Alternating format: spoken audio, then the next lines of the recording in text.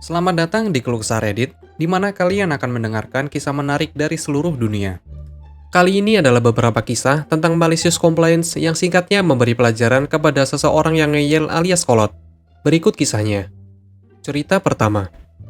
Biarkan aku memotong jam untukmu. Aku bekerja sebagai manajer untuk toko kecil.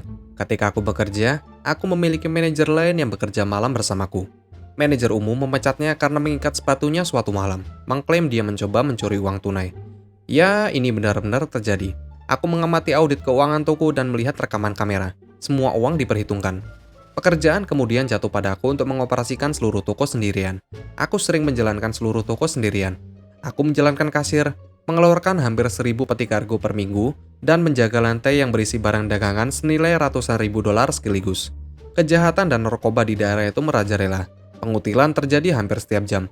Aku hampir putus asa setelah maling masuk ke kantorku dan mencuri tasku. Itu hampir senilai 1.000 dolar barang di dalamnya.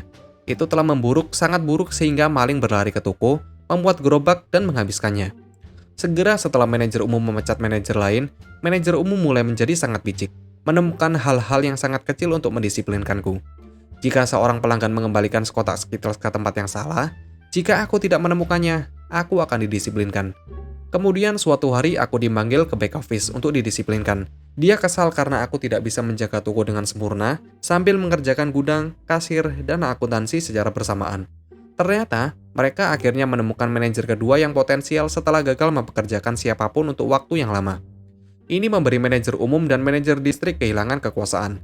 Aku bukan lagi manajer terakhir mereka.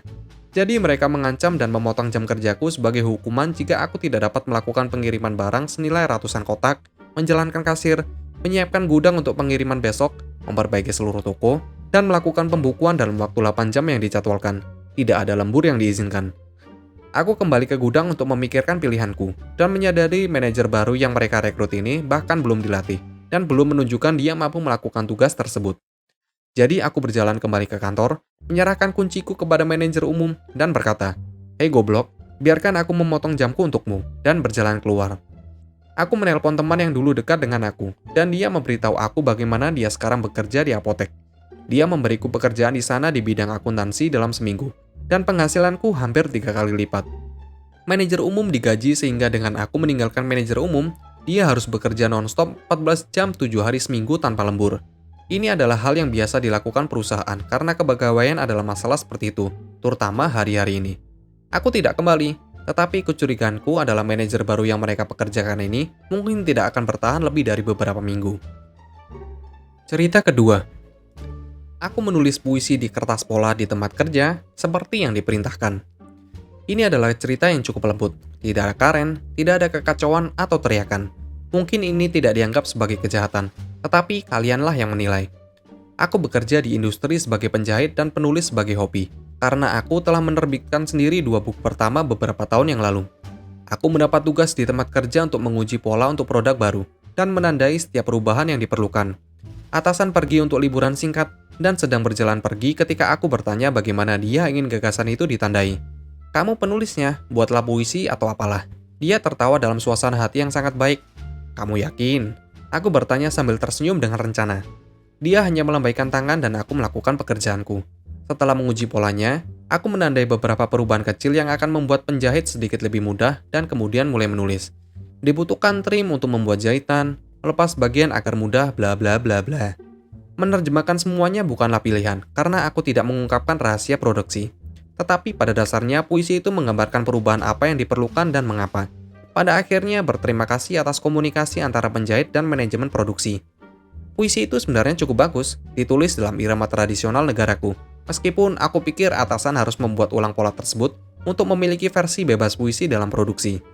Atasan memiliki senyum di wajahnya ketika berbicara dengan aku selama sisa waktunya sebelum pensiun. Cerita ketiga. Sedikit kebencian bercampur dengan balas dendam kecil, dan karma menyerang hari berikutnya. Aku telah bekerja di perusahaan H sejak Februari 2019. Saat itu aku telah kehilangan 2 supervisor. Keduanya, pada dasarnya, dipecat CEO. CEO adalah salah satu dari orang-orang yang hanya menyukai pendapat karyawan jika itu sama dengan pendapat mereka. Aku dibayar melalui hibah tertentu. Aku telah menemui klien XYZ sejak aku mulai bekerja di sana. Namun, minggu lalu tampaknya mereka diaudit dan diberitahu aku hanya bisa menemui klien X dan tidak ada yang lain. Aku mengingatkan mereka kalau mereka harus memberitahu klien tentang apa yang sedang terjadi karena aku telah bekerja dengan klien YZ selama lebih dari 2 tahun. Tetapi aku menemukan informasi dari resepsionis kalau mereka tidak akan memberitahu klienku atau staf lain. Mengapa aku hanya bisa melihat klien X dan bukan yang lain? Lebih jauh, sebagian besar klien tersebut membenci pekerjaan lain yang ditugaskan kepada mereka. Bagaimana aku tahu ini? Ya, pekerja lain yang menggantikan sementara kepada klienku saat aku sedang cuti medis. Dan ketika aku kembali, aku diberitahu cerita horor oleh pekerja penggantiku. Aku mengatakan, oke kalau begitu, aku hanya akan menemui klien X. Harap kalian ketahui, jadwalku turun dari menemui 32 klien seminggu menjadi hanya 4. Keesokan harinya setelah percakapan, aku mendapat telepon dari rekan kerja kalau klien ini perlu menemui aku. Aku mengatakan kepada mereka tidak. Saat itulah semua kekacauan terjadi. Tetapi klien mengatakan mereka tidak ingin bekerja dengan wanita idiot itu, dan jika klien tidak menemui aku, mereka akan pergi. Bukan masalahku, karena melalui email CEO aku hanya bisa menemui klien X, rekan kerja, tapi maaf tidak bisa membantu, bicaralah dengan CEO.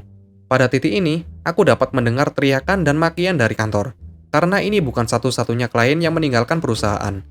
Saat itu aku sedang duduk di kantor menonton YouTube, dan menikmati melihat kesedihan di wajah mereka ketika aku keluar dari kantor untuk pulang.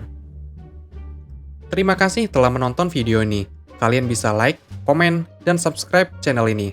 Sampai bertemu di video selanjutnya.